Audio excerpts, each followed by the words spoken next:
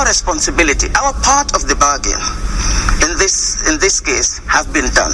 And I said it has been, and I think it has been fully done, and that is to investigate the cases and to come out with arrest warrants.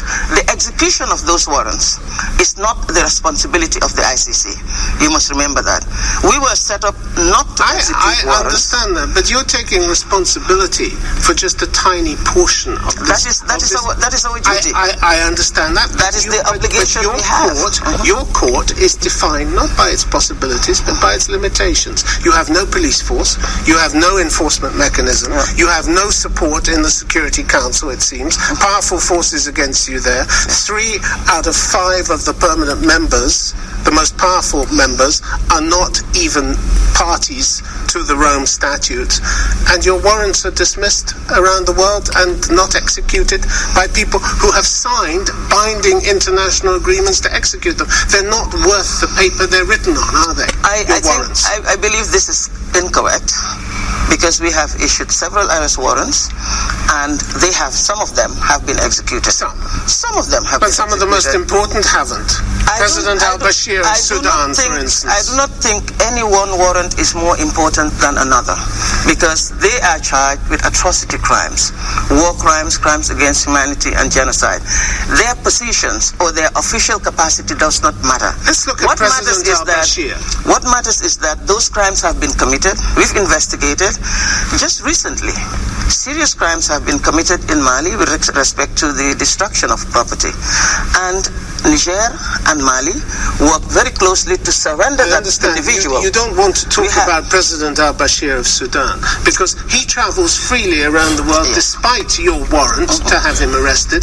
The latest place he went was South Africa. You told the South Africans to arrest him. They refused to do so. This is a huge blow to your credibility, isn't it? Huge blow. This I disagree. This is not a blow to the credibility of the ICC. Again, they simply ignored your warrants. Again, I must say that this treaty, this court is about duties and responsibilities among states parties and by the court, and by states parties themselves.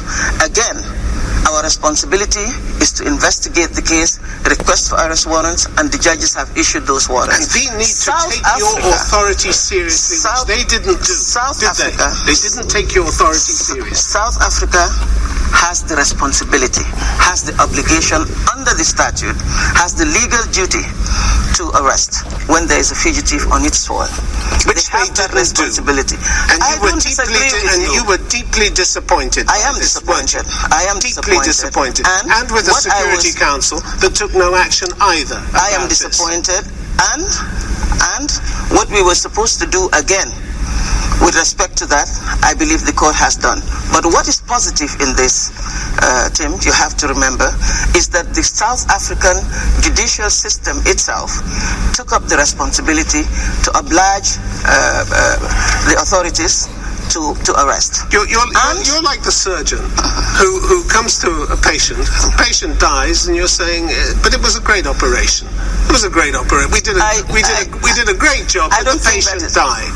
You didn't get the result you wanted. I do not. This was a failure for the ICC. It is not a failure for the ICC, because that responsibility. Your warrant was ignored. No, that responsibility is not ours. We did not ignore the warrant. It's South Africa that has an obligation. They don't take your warrant seriously. This is a big problem to your credibility. I think it is a simplistic way of looking at things.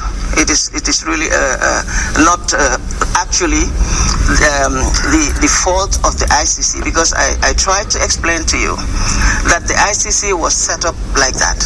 We don't have these powers, and you have recognized it. We don't have the powers of arrest. You had in Africa 34 countries, I think, that signed up to the Rome Statute. Yes. And now you have Africans, time and again, African leaders saying this court isn't for us.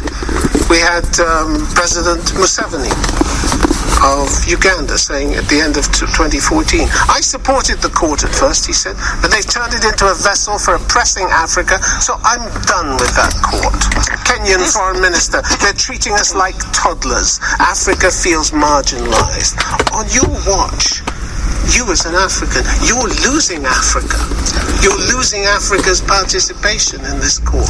I don't think I am. That's a central blow to the credibility of this court. I do not think that the voices of a few leaders or a few people from Africa should be used to disregard the support that we still have in Africa. We do have support in Africa.